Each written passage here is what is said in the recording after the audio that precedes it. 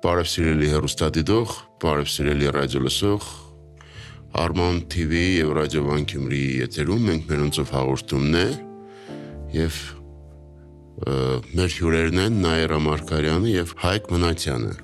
Բարև ձեզ, Ժորժ ջան։ Բարև ձեզ։ Ոնց եք, լավ եք։ Լավ, Դուք Գյումրիում եք, մեր տաղավարում կպատնեք, ոնց եք։ Լավ ենք, հատկապես երբ գալիս ենք Գյումրի, արդեն իսկ ճանապարհը այնքան գեղեցիկ ու ոգևորիչ էր, որ արդեն իսկ պլանավորեցինք հաջորդ մեր երկար ուլտրամարաթոնը։ Ինչով եք զբաղվում, ինչ մասնագետներ եք, ոնց է անցնում ձեր օրը, կպատմեք մի քիչ։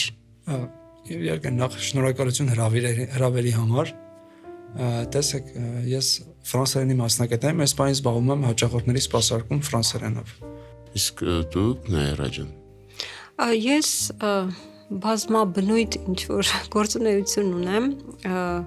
հասարակական կազմակերպություն, որը ներառում է մոտ 100-ից ավել երեխաներ,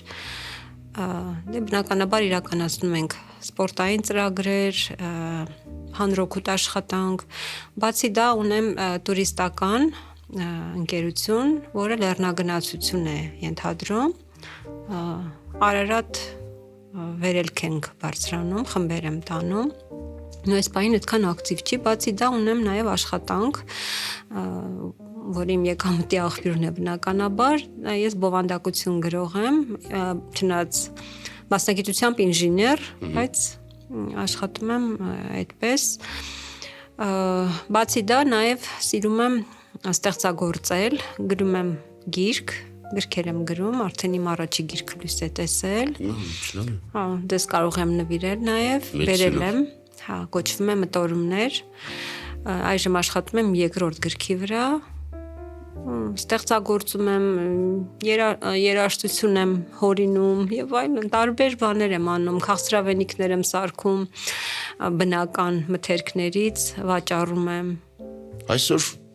մենք հավաքվել ենք շատ հետաքրքիր թեմայի շուրջ զրուցելու։ Մենք գիտենք, որ դուք մարաթոններ եք կազմակերպում, չէ՞, ու ձեր ամենաերկար տարածությունը, որ վազել եք, եղել է Սիսիանից մինչև Երևան։ Այո։ 220 կիլոմետր։ Նայեք, Հայաստանում բնականաբար կան տարբեր կազմակերպություններ, օրինակ Երևանի մարաթոնը, որը կազմակերպվում է ամենամյա մարաթոններ, բացի այդ տարբեր լեռնային վազքեր, կա նաև Եռամարտի ակումբը, Tri Club Երևանը, որը կազմակերպվում է երկաթե մարդ, երկաթե թագավոր Iron-King, այսպես ասած, մրցույթը, որը տեղի ունենում Սևանում, դա ենթադրում է 4 կիլոմետր լող, 210 կիլոմետր հեծանի վարել եւ 42 կիլոմետր մարաթոնյան վազք։ Իսկ կոնկրետ երկար դիստանցիա վազքերը, որը կոչվում են ուլտրամարաթոններ, դա ոնց որ սիրողական հիմքի վրա, սենց մի քանի հոգով միշտ կազմակերպել ենք, արդեն, ասենց ասեմ, 18 թվից, 17 թվից, ասենց սպանտաննի հավաքվել ենք մի քանի հոգով, նույն համախոհ մտածելակերպով, միանման ու որոշել ենք, որ պետք է վազենք, օրինակ 160 կիլոմետր։ Տեղից սկսելը իմ մոտ առաջանալ գաղափարը, սկսեց առաջանալ, որ կարելի է դա սարքել ինչ-որ ամենամյա, ինչ-որ մի հաճելի միջոցառում։ Ու ճիշտ է, շատերը չեն, ցանկանում են շատերը մասնակցել, բայց ինքը ավելի շատ այդ նման վազքերը ավելի այլ պատրաստվածություն է պահանջում ու շատ մարդիկ մտածում են, որ կվնասվեն եւ այլն, եւ իրոք հենց այդպես է, էլի պետք է պատրաստվել։ Ու այսպես տարեկան որոշեցինք մի անգամ 24 ժամ վազք կազմակերպել, 3 անգամ կազմակերպեցինք Վայոց ձորից Երևան վազք, այնուհետև նորից էլի 24 ժամ վազք, հետո Սևանի շուրջ վազք, հետո հասունացավ այս գաղափարը, բայց որպեսզի ինչ-որ կազմակերպություն լինի, ես ոնց որ հիմնադրեցի Հայաստանի ուլտրամարաթոն ընկերությունը, որը կազմակերպեց հենց Սյունիքից Երևան այս 220 կիլոմետրանոց վազքը եւ բնականաբար հայտարարություն տեղադրեցի ցանկացողները, որպեսզի միանան։ Մեզ միացավ Հայկը, Առաջի անգամ միացավ Հայկը ձեզ։ այո, Այդ ժամանակ այդ ժամանակ ենք մենք ծանոթացել, այո։ Միացավ նաև Կարենը Եռամարտի ակումբից, Կարենի մասին կպատմեմ իհարկե, մենք երեքով պետք է վազեինք։ Մյուս բոլոր միացողները ոնց որ միջանկյալ էին մեզ միանում, ինչ որ դիստանցիա վազում, հետո դրանով ավարտում էին իրենց վազքը։ Հասկացա։ Իսկ ինչու ընդրվեց Սիսյանը։ Այս երկար պատմություն է, բայց փորձեմ կարճ ասել։ Մի ընկերուհի ունեի, որ իրեն հետ որոշել էինք Բավրայից վազել Երևան 200 կիլոմետր։ Դա 2020 թվականից հետո էր։ Սենց էփեցինք այդ գաղափարը, էփեցինք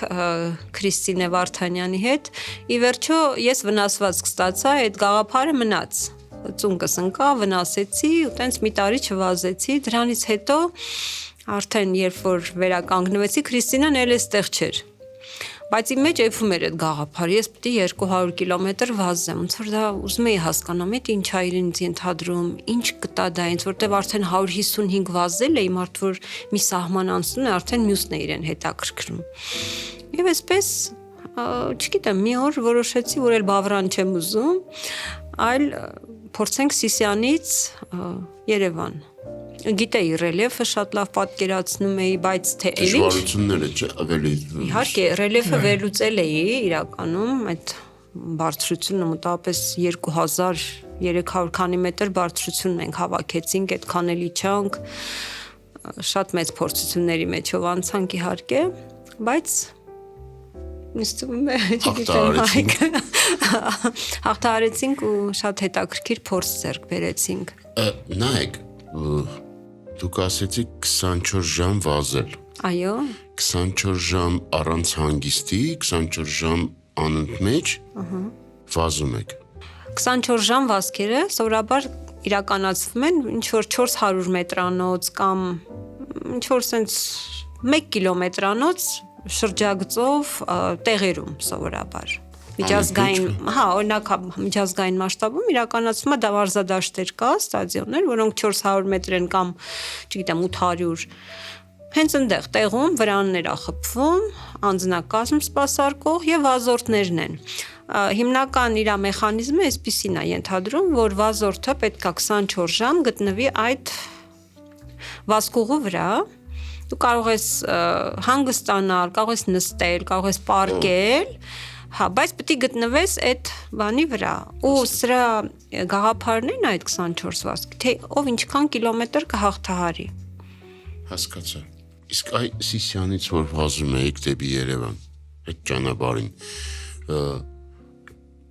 կանգնել եք, հանգստացել եք, սնվել եք, թե ինքը ոնց է, թե ընթացքում վազքի ժամանակ սկսում է սնվել կամ չգիտեմ Տեսեք, կանգնել ենք ճանապարհին, այսինքն կանգնել է իր մեջ 15 րոպե, 20 րոպե, ես չեմ հիշում, կես ժամ, ընդամենը, կես ժամ երևի չի եղել, եթե չեմ սխալվում։ Իսկ կանգնել, ինչ-որ կարիքնել հոգար ու նորից շարունակել վազել առանց քնելու։ Ինչքան ժամանակ տևեց։ Տևեց 41 թե 42 ժամ, եթե չեմ սխալվում։ Հա։ Այսինքն չեք քնել։ Չենք քնել ընդհանրապես։ Չէ, ընդհանուր շարժման մեջ։ Իսկ կանգնել ենք, հաց ենք կերել, ջուր ենք խմել, նորից շարժվել ենք, վազել ենք։ Իսկ այդ վնաս չէ օրգանիզմին, այսինքն տրավմա չէ, երբ որ մկանները, այսինքն դու չես քնում, չգիտեմ, ընդհանրապես գիտենք, որ պետք է մարդը կոնե 5 ժամ քնի, որպեսզի իր մկանները հանգստանա, այս պարագայում 40 ժամ ու ավել վազքը ու շարժման մեջ լինելը ինքը վտանգավոր չէ։ Ճիշտ է, ինքը ստրես է մարմնի համար, մեծ ստրես է, չքնելը, բայց ամենայն դեպս կարելի է բացահայտել, թե ինչի ես ընդունակ դու առանց քնելու,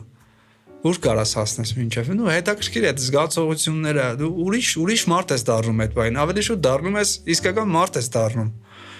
Մարդով գնում է իր նպատակին։ Նպատակին է գնում, ոչ մի բան վազելն է։ Դու չես մտածում ինչ որ բաներ, վազես հասնես մինչև վերջնակետ։ Ու ինչ է դա տալիս ձեզ, ինչ տվեց տալիս։ Ուղղակի այն որ դուք բավարարված եք, երբ որ հաղթահարեցիք ձեր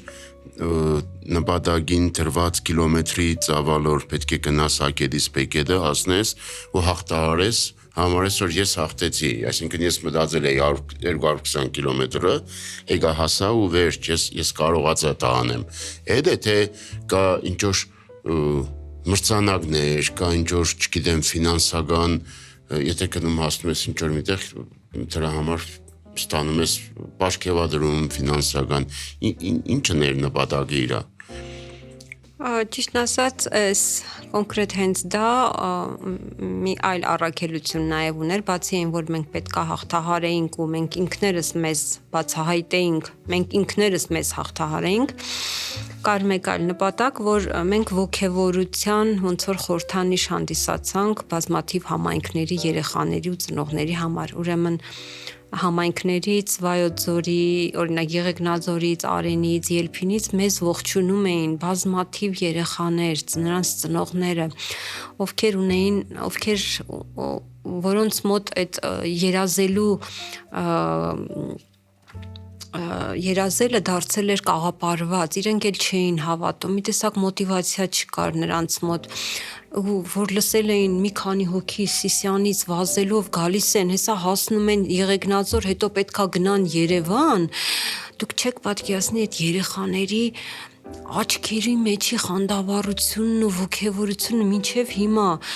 տեսնում են բարև ձեզ ու ոնց որ անդադ սպասում են, որ էլի մի բան ու իրենք էլ, ասում եմ, բայց դա հնարավոր է, բայց ասում եմ, ոնց անդադ առանց քնել եկել եք, երեխեքի հարցերն եմ ասում, տենց փոքրից մինչև, չգիտեմ, 10-րդ դասարան այդ ապշած աչքերը նրանց տալիս ոնց առանց քնելը, ոնց Հա, ոնց է դա, ախր այդ հնարավոր չի, ասում եմ, ոնց հնարավոր չի, մենք հիմա հələ դեռ 100 էլ վազելու ենք, որ հասնենք Երևան առանց քնել։ Ասեն զարմանում են, ասում եմ, բա դուք էլ կարող եք ձեր երազանքների հետևից գնալ։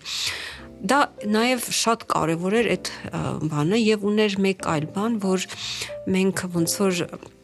նաև ինչ որ դոնոր կազմակերպություններ կային, որոնք ֆինանսավորում էին կամ օգնում, սենց ասենք ավելի ճիշտ, Արցախից մի վթարի ենթարկված աղջկա սպորտսմենուհու, որի բուժման համար հարկավոր էր օրական 52,000 դրամ։ Զինվորի տանն է բուժվում այդ աղջիկը, Աննա Աղաջանյանի մասին է խոսքը ու Հովանավորը Դիակոնիա բարեգործական կազմակերպությունն էր այս վազքի, որը հանդիսացավ հենց նաև Հովանավորը Աննա Աղաջանյանի, որ այսօր բուժում է ստանում, նրանք օգնում են, աղջիկը ինտենսիվ թերապիա է ստանում, պլյուս Գերմանիայի Մենսենքինդերեն եւ այլ կազմակերպություններ, Սպորտմաստերը, Armount TV-ն, մեր Հովանավորը, ինչպես նաև եւ աջակիցները Try Club Երևանը, Եռամարտի ակումբը եւ Հայաստանի ուլտրամարաթոնը,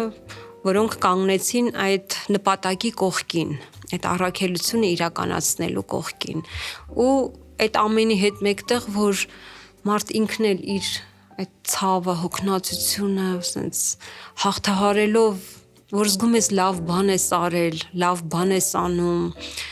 ու հասնում ես այդ եզրագծին, դա չգիտեմ, չեմ անում, այդ պահին հա կարող է հասնում ենք, ասում ենք, սո էլ չենք վազելու վերջ, ես գնում եմ պարկեմ, քնեմ, հանգստանամ, բայց մի երկու օր հետո ասում ես, չէ, մի հատ էլ պետք է անեմ, մի հատ էլ ես պետք է անեմ, մի հատ էլ են պետք է վազեմ։ Իսկ քանի օր է պետք վերականգնվելու համար, այ 40 Քանի ժամ ասի 44 ժամ 42 ճիշտ է 42 ժամ բասկից հետո այ հասել եք արդեն վերջ քանի օր է պետք որպեսզի դուք վերականգնվեք փորձեք ձեզ զգաք նույնը ինչ միջև վազքն էր դե վստահ եմ որ վազքից հետո շատ ավելի լավ կզգաք ձեզ երբ որ արդեն հանգստանաք մկանները հանգստանա Էնդորֆինները լիքը էնդորֆիններ, բայց վազքից հետո 15 օր չի կարողանում քայլել։ Ծախ ոտքի վնասվածք էի ստացել, ուղիղ 15 օր չի կարողանում քայլել բարիսպուն իմաստով, բայց այդ չէր խանգարում, չգիտեմ, վազքը թողնել կամ ինչ որ նշան չէր որ վազքը թողնել, այլ միշտ էլ ուժեղանալու տեղ կա։ Չանհանգստացար, ես որ Չէ, քանի որ անցավ։ հա Հա, ինչ որ լուրջ բան չկա։ դիմեցես բժշկի նայեցի ոչ Բժշկի չեմ դիմել, հա։ Ես մենակ ծախվոտ կսեր, ու հետո հասկացա խնդիրը ինչումն էր, բայց փառք Աստծո, այս բանը շատ լավ է։ Այսինքն ինչ որ տեղ չի մնացել, էլի վնասվածքից ինչ որ հետքեր չեն մնացել։ Դուք ասեցիք, որ 3 հոգով եք եղել Այո։ վասկի ժամանակ։ Ձեր երրորդ ընկերը ուրա։ Այո, ես Ոնց եղավ, այսինքն ինքը ձեզ հետ միջև վերջ չկարողացավ հասնել Երևան, թե ինչ։ Ես ասեմ, երրորդը Կարենն էր Դրամփյան, ինչպես մի քանի անգամ նշեցի, Եռամարտի ակումբից Կարենը բազմա եռամարտիկ է, բազմաթիվ անգամներ մասնակցելով այդ եռամարտի մրցումներին առաջին մրցակցային տեղերը զբաղեցնելով եւ անցյալ տարի Կարենը նաեւ հաղթահարել էր Սևանի շուրջ 210 կիլոմետրը մենակ ու շատ լավ ժամանակահատվածում ու նաև որոշել է որ գալիք տարի գարնանը որոշել է 24 ժամում վազել 210 կիլոմետրը շատ մեծ ներուժով պոտենցիալով մարզիկ է Կարենը հիմա ասեմ ինչ Կարենը միացավ մեզ ոնց որ սենց ասեմ ինքը Вообще ընդհանրապես ուլտրամարաթոններում սենց մի պահ կա։ Եթե դու զգում ես, որ ինչ որ մի վնասվածք քեզ հետագայում հետ է պահելու մի քանի տարի քո սիրելի մրցաձևերից, մրցույթներին մասնակցելուց, շատ կարևոր է ճիշտ ժամանակին կարողանալ կանգ առնելը։ Ինչ պատահեց, երբ որ մենք Տիգրանաշենից իջնում էինք դեպի Երասխ, Կարենն ասեց, որ իր ծունկը մի քիչ լավ չի, բայց շարունակեց, արդեն մոտենում էինք Երասխին, ասեց չէ, ես գտնում եմ, որ ճիշտ կլինի, ես նստեմ մեքենա ու դադար տամ այդտեղ, ու արդեն մոտավորապես երևի 140 կիլոմետրը անցել էր 150 կիլոմետրը Կարենը, եւ դա ճիշտ որոշում էր, որտեւ ինքը շատ արագ վերականգնվեց այդ վնասվածքեր, չեմ ասի վնասվածք, ինչ որ խնդիր էր առաջացել, խելացի որոշում էր, եւ բոլորիս համար է դա շատ կարեւոր, որովհետեւ բնականաբար երկար շարունակել մնալ սպորտում ավելի կարևոր է, քան այդ պահին դու հաղթահարես ու տարիներով զրկվես այդ մասնակցելու հաճույքից։ Ես ինքս էլ մտածել էի, որ եթե ինչ-որ մի պահի, մի էտապի հասնեմ, որ զգամ, չէ, չեմ կարող, ինչ-որ ցավ ունեմ, որ ինձ չի թողնում, ես էլ էի ստոպ տալու։ Բայց իմ ցավերը ընդհանրապես նորմալ ցավեր էին,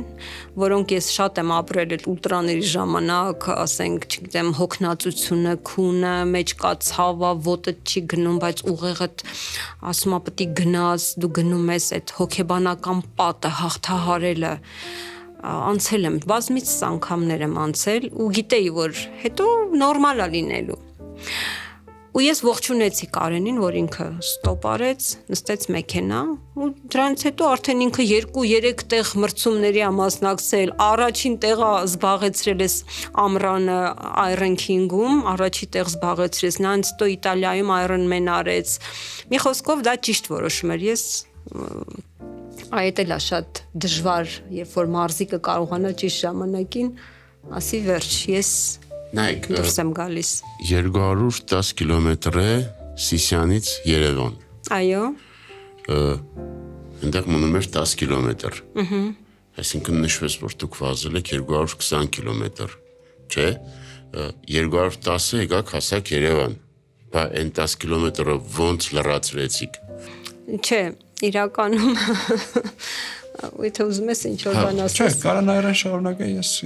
Ես քարտեզով նախնական չափագրում էի արել, բերել էր 223 կիլոմետր Սիսյանից Երևան։ Ասի լավ 3-ը Երևան, այսինքն կետը կհամարվի կենտրոնը, չէ՞, ինչքան հասկացա։ Հա, մանկական այգի է, մի կիլոմետր կենտրոնից ներքև ոնց որ 220 տենց ֆիքսեցինք, բայց երբ որ մենք հասանք, այդքան էլ այդպես չէր, գուցե դառնում էր 205-ի 6-ի կարգի։ Ոնց էիք չափում տարածությունը։ Սրանցով Հասկացա։ Եվ կա հեռախոսի մեջ հավելված, որով էլ է հնարավոր չափել, սա ավելի Սպուտնիկով է ինքը չաշխատում, GPS-ը աշխատելով չափում է, էլի։ ալգորիթմները ու այնտեղ բայց sense բան էլ եղավ ասում մի բան պլանավորում ես ուրիշ բան լինում շատ ահավոր շոկ էր այդ օրը շատ վառում էր ուղակի ու դաժե սառույցի ջուր կար լցնում էինք ես կոնկրետ իմ ասում Հայկը իրենը կասի ես ոնց էի զգում ես շատ վատ էի զգում ինձ արդեն սրտխառնոց էր իմ մոտ երևի արևահարվել էի որտեվ մի ամիս իմ մեջքը այրվում էր ու ոտքերիս գծերը միջև հիմա մնացել է այդ արևի այրուցքի երեխեքը սառը ջուր էին լցնում սառույց բաման մի վայրկյանը չորանում էր ինչ արեցինք մենք չհասած Մասիս այդտեղ ես ստոպ արեցի ժամացույցը ինձ մեքենայով տեղափոխեցին այգի այդտեղ 185 կիլոմետրի 88 կիլոմետրի վրա տեղափոխեցին մանկական այգի որտեղ ես վազեցի 22 կիլոմետր մնացած 22 կիլոմետր չէ ֆինիշի տեղում 22 կիլոմետր այնտեղ եմ լրացրել սարքել 210 կիլոմետրը որտեվ հակառակ դեպքում արդեն ուշագնացության պահեր առաջանում, աչքերիդ առաջ հալուցինացիաներ, բան, որտեվ սարսափելի շոկ էր ինձ համար։ Սովորաբար այդ սեզոնին տենց չպետք է լինի, դրա համար մենք ինչ որ օրեր ենք էլի ընտրում, բայց սենց իրավիճակ եղավ ու բացի դա երևի սրանով ես վերջացնեմ Հայկն իր փորձը ասի, հետո ես կասեմ էլ ինչ խնդիրներ եղան, էլի։ Տեսեք, շոկի բա ես քանի որ փորձ չունեի առաջին ուլտրամարաթոն ուրա երևի սկզբից սկսեմ թե նայրայի հետ ոնց ծանոթացա քանի որ այդ վազքը ինձ շատ բաներ սովորեցրեց նայրայի հետ վազելը Կարենի հետ վազելը Կարենի հետ նախկինում ծանոթ էի բայց նայրայի հետ չէ ուրեմն զանգեցի ասացի որ ուզում եմ իրանց հետ փորձեմ վազել ու այդ վազքի ընթացքում դժվարությունը այդ շոկի պահը ասենց ասեմ ես ինչ որ կրեմ կար արևապաշտպան ամենադժվար պահը հիշում եմ 29 կիլոմետր էր մնացել հասնելու ու այդ պահին վազում եմ ինչև այդ բայց 29 կիլոմետր հենց տեսա հասել էի այդտեղ Երևան հասնելուն ոնց որ ոտքերս սկսեցին չենթարկվել ու ոնց որ սկսեցի տեղից քայլել թեթև վազել ու մինչև հասնել քաղաքը այդ դժվարությունը տեսեք ավելի շատ հոգեբանական է քան ֆիզիկական ավելի շատ Հայկը իրականում ինքը լրիվ լրացրեց այդ ճանապարհի 210-ը հենց քայլել վազելով հասավ բայց ինձ 188-ի շեմին ես շատ խնդրեցին երեխաները որտեվ իրոք շատ վատ էի զգում արդեն ինձ ես չուզեցա որ տենց լինի բայց ասացի ես կշարունակեմ 22 կիլոմետրը այգու մեջ հասցրել են այգի ճիշտ է ոտքերը չէր ծալվում ուռել էի մի այլ կարգի փքված մի ծանր վիճակ էր եւ այդ 22 կիլոմետրը ես այգում ինձ հետ Եռամարտի ակումբից Սիփանը ինձ հետ հավասար Անուշը եւ էլի Արմենը բոլորը հետս այդ պտույտները անցկացրեցին մինչեւ Հայկն էլ հասավ իր 200 ընթացքում Հայկը մնաց մենակ Չէ, հա այդ մի Հայկը հրաժարվեց գալ մենք իրեն առաջարկեցինք Հայկը ասեց չէ ես կգամ դե նորմալ է դա իր ընտրությունն էր իհարկե այնտեղ սխալներ էլ եղավ որ հետո վերլուծում եմ բավականին սխալներ եղավ ասենք դե ամեն անգամ մեկ ուլտրայից հետո նոր ոնց որ հաջորդ ուլտրան պլանավորելուց սխալների վրա աշխատում ենք էլի այդպես է ով է ուղեկցում ձեզ Հայկ ջան այդ ճանապարհը այդ 200 կիլոմետրը ովքեր էին բուժօգնություն կար թե չէ երկու մեքենա էինք վարձել ծրագրով մեր հովանավորները ապահովել էին երկու մեքենա մեկ մեքենան գնում էր մեր արչևից անվտանգություն էր ապահովում մյուսը մեր հետևից էր գալիս բերում էին մեր սնունդը մեր հագու կապը բժիշկներ էին թե ուղղակի մարդիկ էին չէ բժիշկներ չենք վերցնում որտեվ ես ճշտում եմ էլի արդյոք Ինչ խնդիրներ կա, եթե մարդը առողջական խնդիրներ ունի, չենք վերցնում։ Դե բայց վազքի ժամանակ հա, մենք ապտեկա ունեինք ու ասենք կոորդինատորներ կային, որ եթե ինչ-որ խնդիր լինի, մենք կարող էինք նստեցնել մեքենան, որտեղ երկու մեքենա էինք վերցրել։ Մի մեքենան կարող էր հասցնել։ դա կամ նստացնում ենք մեքենան, եթե վատ ազգում մարդը, նստացնում ենք մեքենա ու չես շարունակում, վերջ, որ խնդիր չլինի, էլի ինչ որ այլ ելքով։ Հայկ, օրինակ, այդ դու որ որոշեցիր վազես նայրայից հետ, դուք պատկերացնեիր այդ դժվարությունը ինչ որ սպասվում էր քեզ, թե ավելի մագերեսորեն էր պատկերացումը, որ կարող եմ վազել, դե ամեն դեպքում այն տարբերակը, որ րոպեին չկարողացա, ստոպը կա, այդ ծանրությունը կպատկերացնեի, որ նման տանջալից պրոցես է սպասվում քեզ։ Դες Արամ ջան, իմ առաջին փորձը, ոչ թե առաջին, այլ դրան ուլտրամարաթոնից առաջ մարաթոնն էր, այսինքն 42 կիլոմետրը։ Ու մարդիկ մինչև այսօր զարմանում են, ես եմ դեռ մինչև այսօր ես եմ զարմանում, իմ վրա թե ոնց կարելի է 42 վազել, հետո վազել 220։ Ավելի դժվար է պատկերացնում, ես անկեղծ կարող ասեմ, հա, ճիշտ է, միշտ պատրաստվում եմ ավելի դժվար բաների, բայց համենայն դեպս սխալ կլինի ասել, որ հեշտ է։ Հաստատ հեշտ չի բոլոր առումներով։ Իսկ Սիսյանից վազելը, տեսեք, ինչ տվեց մեծ հասկանալու թե ով ես դու իսկականից, թե ինչ կարող ես անել ու միշտ հասկանում ես, որ կարաս ավելին անես։ Իսկ սննդակարգը այդ ընթացքում սնվելուց կա հատուկ ինչ որ սննդակարգ, որը չի ծանրացնում օրգանիզմը եւ նաեւ տալիս է ուժ մարդուն այդ մեծ ճանապարհը հաղթահարելու։ Դե սենց ասեմ, որ ովքեր ներգրավում են, ես օրինակ հարցնում եմ, եթե օրինակ պետքա սնունդ գնենք, նախասիրությունները հարցնում ենք, որտեվ կարա լինի տարբեր։ Ուլտրաները մի քիչ ուրիշ է, այո, առնում ենք այդ էներգետիկ խմիչքներից, օշե։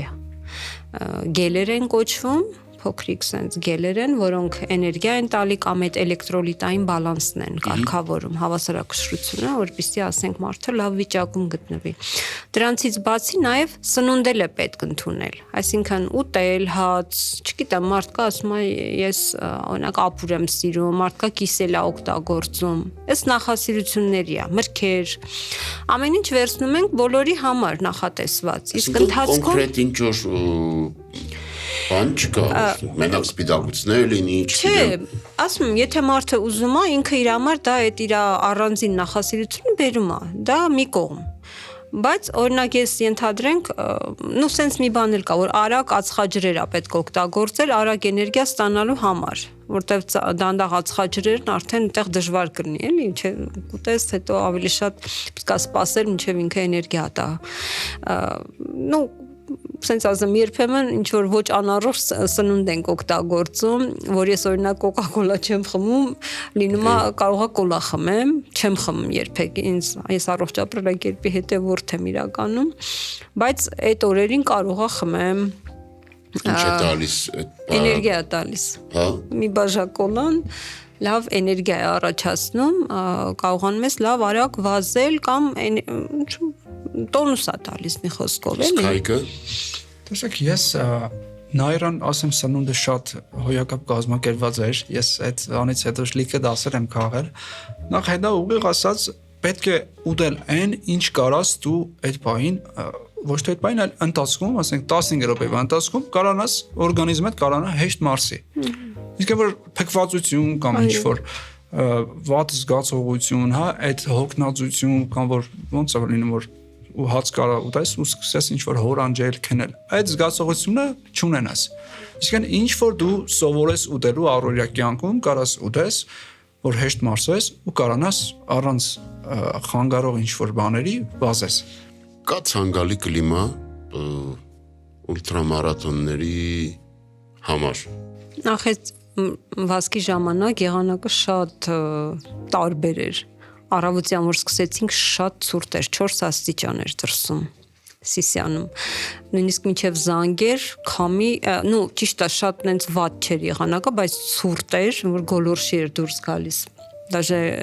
տեսաֆիլմերի ժամանակ երևում է այդ գոլորշին ու հագնվել էինք։ որը լավ քրտնեցինք բնականաբար, հետո ավելի մեղմ էր եղանակը, անպամած կիսաարևոտ մինչև Եղեգնաձորից սկսվեց շոկ, հետո սկսեց սառել զանգակ, արդեն որ զանգակատուն եւ այլն, ելփինի այդ մասերը սառեց, նոր առավոտից էլի խեղտոց ու ավելի շոկ ու вообще ամպ չկար։ Հիմա այսինքն մի քանի ոնց որ միջակայքերով մենք անցանք։ Հայկը ոնց էր դիմանում։ Ոնց որ բոլորս իհարկե, բայց մենք հիացած ենք իհարկե Հայկի, որտեվ եւ որ Հայկ ասեց ուզում եմ վազել առաջին անգամ, ընդհանրապես մի հատ 42 էր ինքը վազել, ես մի տեսակ շատ նենց բան մտածում եմ, ասի Հայկ, բայց որ չկարողանաս պիտի նստես մեքենա, ասեց հա օքեյ, պրոբլեմ չկա, բայց միշտ մտածել եմ, որտեվ առաջին անգամ ինձ են շանս տվել, որ ես մասնակցեմ, այսինքն պետք է մարդուն, եթե մարդը ունի այդ ցանկություն ու պատկերացնում, պետք է շանս տալ անպայման, էլի, ոչ թե ասել, չէ, չես կարա, դու չպետք է մասնակցես, ու մենք բոլորս իհարկե շատ հիացել ենք, միջև վերջ Հայկը սենց հաղթահարելով բոլոր խնդիրները, ամեն ինչը ու հասավ եզրագծին։ Հայաստանում ամենաերկար տարածությունով է հաղթահարել, թե ձեր ամենաշատն էր, թե ոնց է կա Հայաստանում։ Եթե ուլտրամարաթոնների տեսանկյունից իմ տեղեկացվածության շրջանակում ես կասեմ, որ հաղթահարած Կարենն է Դրամփյան, ավելի երկար ճանապարհ է անցել։ 212 կիլոմետրը Սևանը 210-ը։ Չէ, ընդհանրապես ուզում ասում քանի հոգի են էլի այդ տարածություն, Հայկն է, որ Հայկին գիտեմ, եւ 210 որ արել եմ հայ որպես ես այս պահին։ Այսինքն հələ 220, 30, հələ 10-ից 10 ու այսինքն 10-15 մինչև դրանից ավել լանցած ճանապարհ։ Չէ, բայց պլանավորում ենք։ Բայց ասենք, չգիտենք ուրիշ այլ մեկը, որ կան շատ մարաթոն վազողներ, 50 կիլոմետր վազողներ, 60 եւ այլն 70, բայց կոնկրետ 200-ի շեմը հաղթահարած, այս պահին ես գիտեմ Կարենին, Հայկին, մեկ էլ կանանցից ես այս պահին։ Այս կան սիրուն մեդալներս բերե մի փոքր կներկայացնես, որ մեդալը ինչ Սիրով մեդալները շատ են, սա մի մասը որոշեցի բերել, ներկայացնել, որոնք շատ ավելի հետաքրքիր պատմություն ունեն դրա համար։ Սա մեր վերջին 220 վազքն է, վազքի մեդալն է, Սյունիք Երևան, որը Հայկն էլ ունի։ Հա, Հայկը։ Այո, հատել է եզրագիծը, ուրեմն ունի։ Սա ներկայացնեմ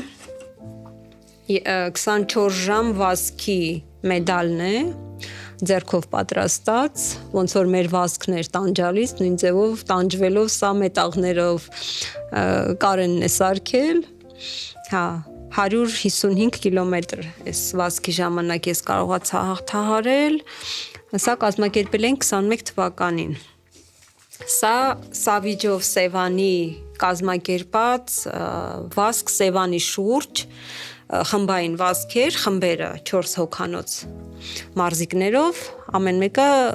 վազում էր 50 կիլոմետր, 50-52, 210 կիլոմետրը լրացնելու շատ հետաքրքիր մրցում էր։ Ահա, սա մյուս 24 ժամ վազքն է, էլի, Վարդավառ լճի շուրջ։ Հա,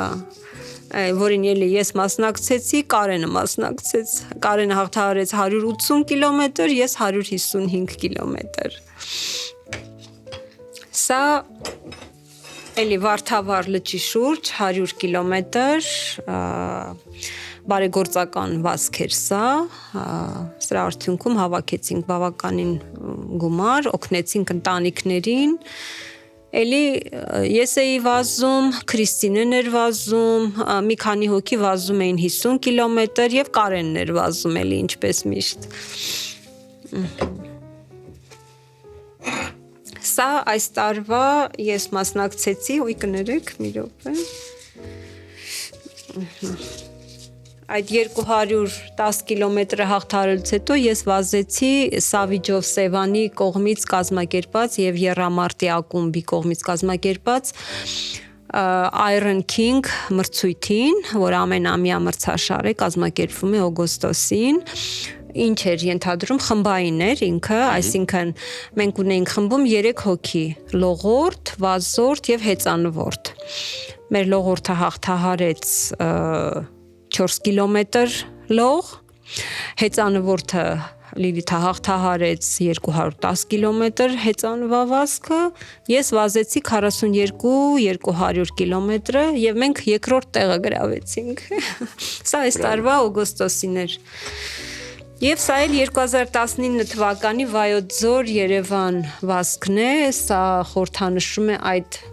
հարաբերական բարձրությունը, որ մենք հաղթահարում ենք, իրականում 1000 մետրից ավել եւ այդքան իջնում, ոնց որ սարմագծենք։ Եվ բավական լավ արդյունքով համեմատած նախորդ մրցումների։ Մարաթոնի ժամանակ ինչ խանգարող հանգամանքներ կարող են լինեն։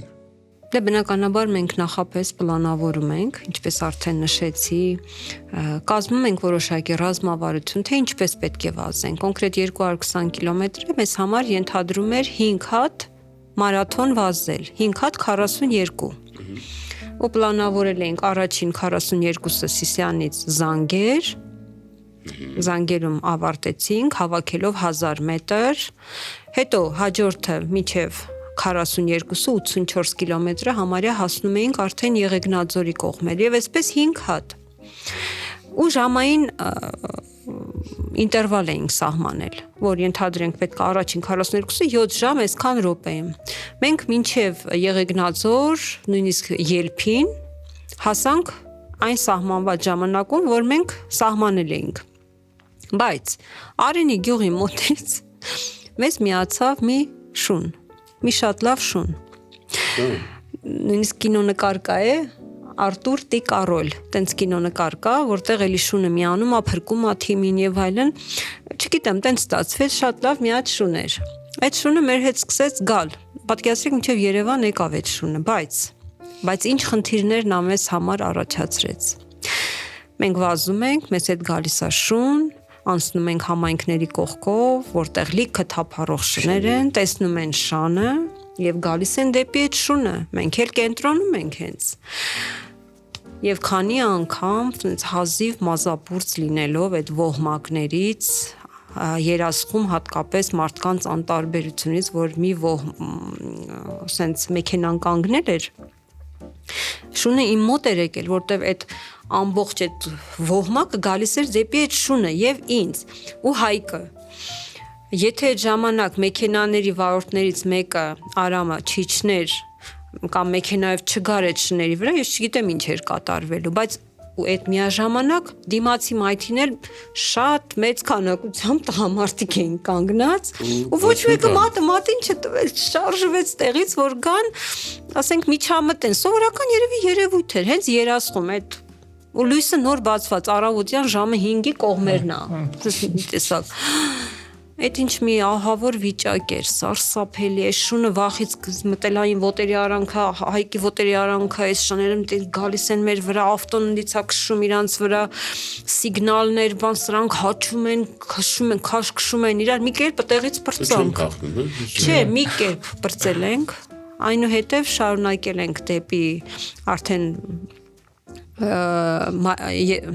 ճանապարհով դեպի Երևան, հա, Սուրենավան, դե այտենց մինչև Երևան, ինչքան շուն կա, գալիս է մեզ ընդառաջ, անդադ փորձում ենք այս շանը միտեղ տանենք, միտեղ թողնենք, միտեղ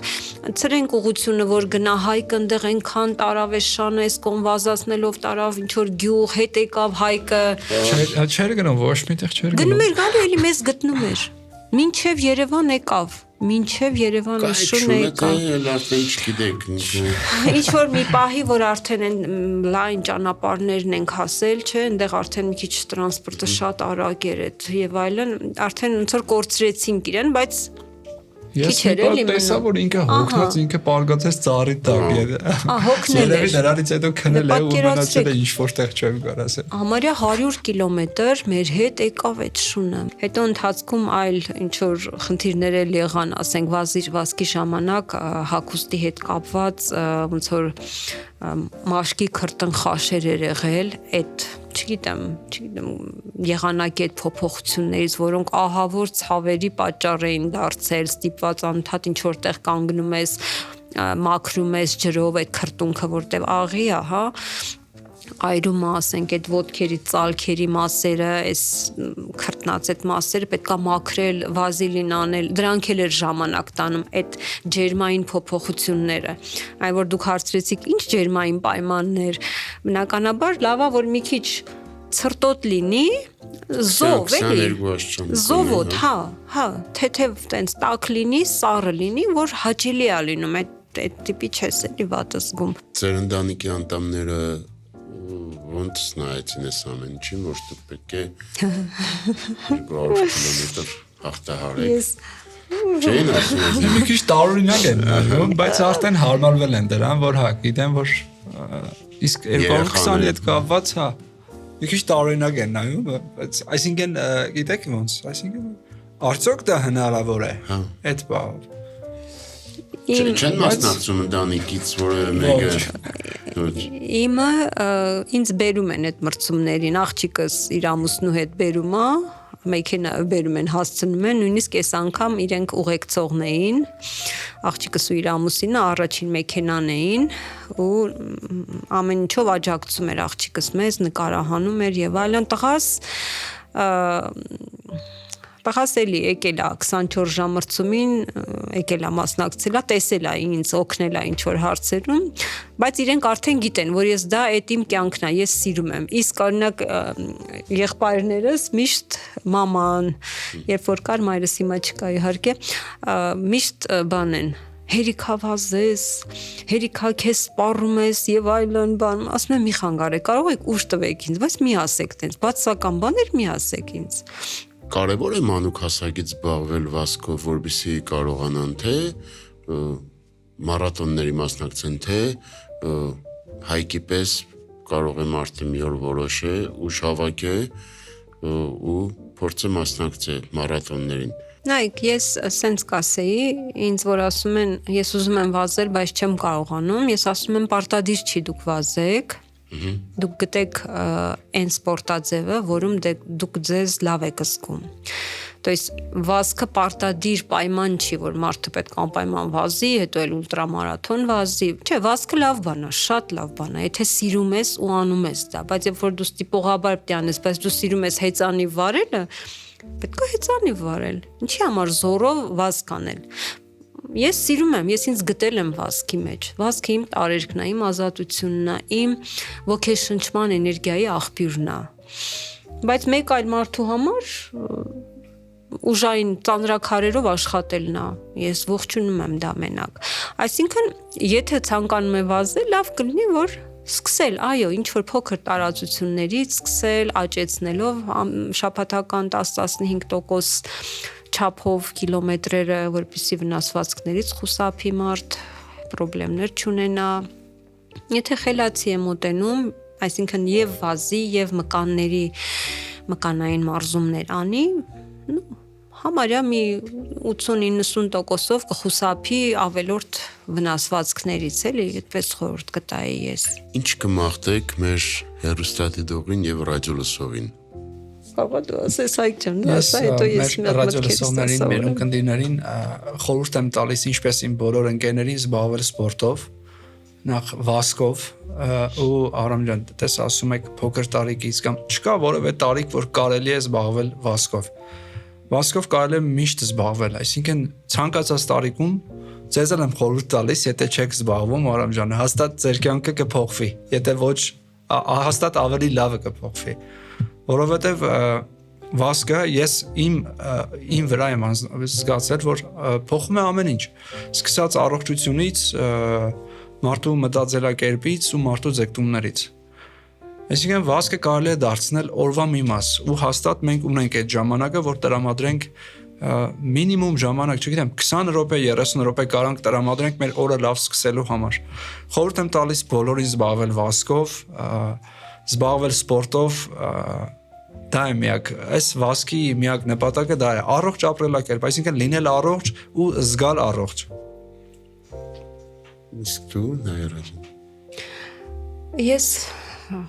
Ես համաձայն եմ Հայկի հետ միանշանակ եւ կավելացնեմ, որ պետք է ապրել առողջ, որակյալ կյանք, կարևոր չի ինչքան, կարևորը այն ինչ որ ապրում ենք, ապրենք որակով, էներգիայով լեցուն, դրական մտածելակերպ ձևավորենք եւ ի վերջո կյանքը ոնց որ դա աշխատանք է, որ պետք է ամեն մարդ ոչ թե թողնի ասենք բացի թողի, չէ, պետք է դա մարդը հենց ինքն իր վրա պետք է աշխատի, շատ աշխատի։ Հենց դա էլ տանում է դեպի առողջ կեցություն, բարեկեցություն եւ որը հենց իր ընտանիքի շրջապատի համար արդեն վարակիչ բնույթ է կրում։ Այսքանը կասեի։ Սիրելի հեռուստադիտող, սիրելի ռադիոլսող, այսօր մեր հյուրն էին հիանալի երկու անձնավորություն Նաիրա Մարգարյանը եւ Հայկ Մնացյանը, ովքեր հաղթահարել են 210 կիլոմետր տարածությունը վազքով, ցեզ ենք խորհուրդ տալիս, որովհետեւ զբաղվեք սպորտով, չծխեք, ամենակարևորը, եւ ապրեք առողջ, այսքանը լավ եղեք, կհանդիպենք։ Make me on so